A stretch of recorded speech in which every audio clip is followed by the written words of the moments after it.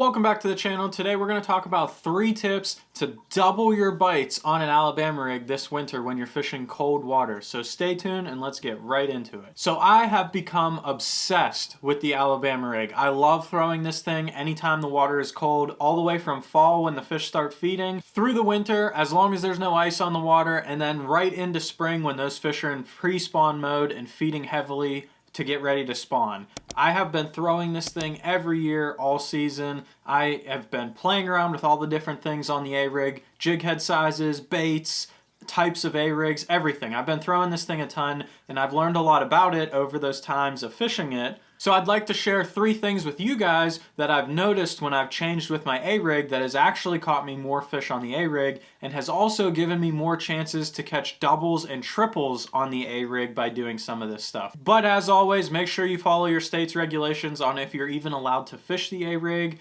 or if you have to use teasers, or if you can only use one hook at all. Whatever your state's regulations are, make sure you follow those, and follow your tournament regulations as well. I know some tournament series you're not even allowed to fish this thing, but for fun fishing days, or if you're allowed to fish in a tournament, this thing is deadly, so let's get right into it. So the first thing that I will do with my A-rig, and this is what is going to allow you to get doubles and triples on your bait, you'll notice I have what I call a target bait right in the middle that hangs farther off than all the other baits. So there's a couple things I do to make this a target bait. The first thing being, make sure it hangs back further than everything else. So I'll bend these wires up further if I need to make sure this hangs off farther. And then, after I have that bait hanging further back than everything else, a couple other things I will do is, number one, I'm going to put chartreuse on the tail pretty much every time, especially if I'm fishing around smallmouth. But just having it be a little bit different than the rest of the school will draw some fish in. The only time I don't do this is when I'm fishing in clear water, which I will do something different for that, which would be put a bigger bait on. So this is a 3.8 Kitech, this is a 3.3. So I'd have a whole rig of 3.3s and put a 3.8 on the jig head in the middle. Or some other things you can do is just change the color entirely. So if you're fishing clear water, you could put natural shad ones around the outside, and then right in the middle you could put the white one and leave the chartreuse off and make it look different that way. Those are different things that you can do to make your bait stand out from the rest of the school. Another thing you can do is put on a different swim bait entirely. So if you're fishing a lot of Kitechs, you could put a skinny dipper in the middle or a Gambler Big Easy in the middle. You could put something that's different from the other swim baits on the rig, so it will have a different action on the tail kick. It'll make it look like it's struggling to hang on if you have something that doesn't swim as well as the rest of the rig, making it a target instead of the fish coming up and knocking through the whole rig, which is what they usually do with the rig. They'll come up, swim through it, and try and kill some baits and then come back and get them. If you have a bait that looks like it's already dying, they'll just come up and eat this one right off the bat. So if you have that target bait, they come up and bite this and engulf it in their mouth, and they get hooked in the mouth, rather than when they go through the rig, they'll get hooked in the back or the belly. When they're hooked in the mouth and hanging off the back, you still have 4 baits around the outside that have hooks in them that are not connected to the fish. And a lot of times that's when the other fish from the school will come up and try and eat those baits out of the other fish's mouth, thinking that it's throwing them up while it's swimming around fighting with your A-rig. That is the best way to make sure that your other baits are exposed to allow a fish to actually eat those, because a fish is securely hooked on the middle bait itself. So target is the most important thing on your A-rig. No matter how you do it, different color, action, or size, just make sure you have a target on your rig. The next thing I've done with my A-rig recently to make sure I'm catching more fish is I've actually started to downsize the stuff on my rig. When these things first came out, they were very big. Like the Umbrella Flash Mob had literally spinnerbait blades on each of these wires. The wires were thicker. People were using giant jig heads, like 1/2 ounce and 3/8 ounce jig heads with 3.8s or even bigger Kitechs on there. I pretty much have stopped doing that exclusively. I've went down to the Umbrella Flash Mob Junior. That's pretty much the only one I throw anymore. It's got these little tiny blades on here that you might see on like an underspin.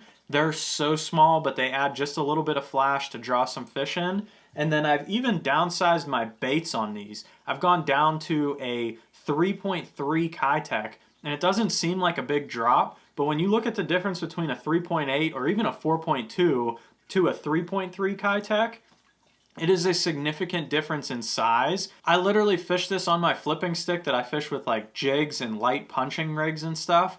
It handles it fine because this bait doesn't weigh much. I literally have 1/8 ounce jig heads and 1/4 ounce jig heads on here. The whole rig maybe weighs 1.5 ounces. I can fish it anywhere. I fish it like a spinnerbait. I'll throw it next to logs and reel it down there. I'll roll it across rocks and do all kinds of stuff like that. And I just pretty much throw this in places where not a lot of people are throwing an A-rig, because you can't be as accurate when you have that giant heavy rig and you're throwing it on swim bait gear. I run 3.3s pretty much exclusively, and occasionally I'll put a 3.8 right in the middle there if I'm really looking for a bigger bite or to make it a different looking target than chartreuse. But for the most part, I stick with 3.3s and a Umbrella Flash Mob Junior with these little baby blades on here, and it catches a lot of fish just set up like that. And the last trick to putting more fish in your boat or on the bank when fishing with the Alabama rig is your retrieve. So when you're fishing this rig, if you have forward-facing sonar, you're going to be able to react a lot better to what the fish are doing with this. You'll see them follow the rig, and you can basically force them into biting it. But if you don't have forward-facing sonar, I'm going to tell you what you need to do. Basically, I act like you do have forward-facing sonar. So when you're fishing this, the number one thing that you want to do with this, the way that it feels like you should fish it, is to throw it out there, let it sink down however deep you want it, and just slow reel it back and do nothing else. Just make the swim bait swim, and that's it. That's what it seems like you should fish it that way, because that's how you'd fish a swim bait. The key to getting more bites on the A-rig, it might get you 1 or 2 more bites a day, but it will catch you more fish, I promise you. You want to reel this nice and slow, and every once in a while you either want to flare the reel handle a little bit faster and speed the rig up and then have it slow back down again, or you want to pop your rod tip like you're fishing a jerkbait, basically, or like you're trying to shake off grass if it's stuck on something. You just want to reel it really slow and then just shake the rod tip a little bit to get the rig to flare in and out a couple times, or to stop the swim baits and blades and just kind of make it do a little erratic action. By doing just that, any fish that follows this rig will pretty much commit right then and there. They will attack this rig immediately if they're following it, as soon as you make it do something different. Because this rig is such a big bait and it looks like such a big easy meal, a lot of times fish will follow this bait before they ever commit to it, especially because you're usually fishing it over top of their head and continually moving. They'll leave whatever they're hanging around, a log, stump, whatever. They'll come up and kind of chase it and see if it's something they want to eat. So if you're constantly just reeling it in nice and slow and not making it do anything different, they might follow it, and then once you get it to the boat and it starts to lift up off the bottom, they'll just swim away and go back to their day. But if you're reeling it in, and every once in a while you're just flaring that reel handle, if there's one following it, it does something different to make it look like the bait gets scared of the fish chasing it or tries to escape or do something like that, it'll trigger the instinct in a bass to just go ahead and eat it right there, and that is what will get you more bites. Then you have your target on the rig, so you flare your reel handle, make the fish commit, they bite the target bait.